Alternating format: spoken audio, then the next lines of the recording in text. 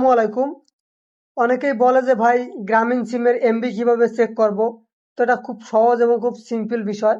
Just আমি আপনাদেরকে দেখাচ্ছি কিভাবে গ্রামীণ গ্রামীণ সিমের আপনি এমবি চেক করবেন। আপনি ডায়াল প্যাডে যাবেন, যাওয়ার পর আপনি ডায়াল করবেন *121*4#।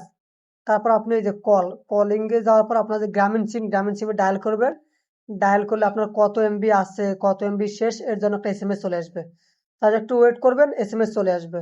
সমস্যা নাই, যে এসএমএস চলে আসছে দেখেন।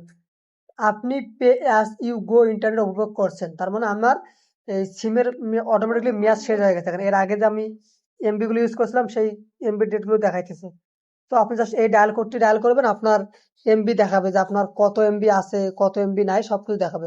আমি ডায়াল কোডটি আপনাদের সুবিধার্থে আবার বলতেছি, *121*4#।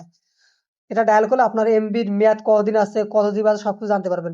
দ্বিতীয়ত একটা জিনিস শিখাই রাখি আপনাদেরকে, আপনারা কিভাবে নাম্বার বার করবেন। আপনার গ্রামীণ সিমের যে নাম্বারটা কিভাবে বার করবেন, এর জন্য আপনি *2# ডায়াল করবেন। এই যে ডায়াল করার পর ডায়াল করবেন, দেখবেন আপনার নাম্বার বাইরে হয়ে গেছে। এই দেখেন, জাস্ট একটু ওয়েট করে নাম্বারটি চলে আসবে।